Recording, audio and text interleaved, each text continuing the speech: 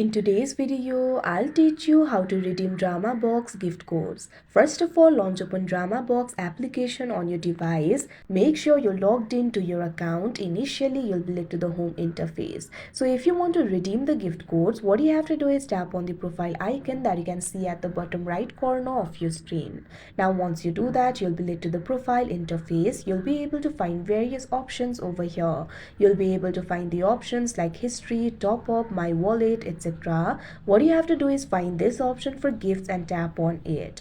Now once you do that, you'll be led to the gifts interface. Now from here, you'll be able to redeem the gift codes. You'll be able to see the tips over here. The redemption code can only be used to redeem free rewards and cannot be used to redeem coins or memberships. The same code can only be used once per account. Each code has a validity period and can only be redeemed within this period. Each code has a maximum number of users who can redeem it.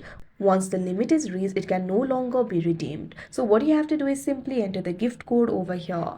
Type in the gift code that you have. Now once you do that, tap on this option redeem that you can see on the screen. If your gift code is correct, it will be redeemed. So that is how you redeem DramaBox gift code. I hope you found this video helpful. Thank you for watching.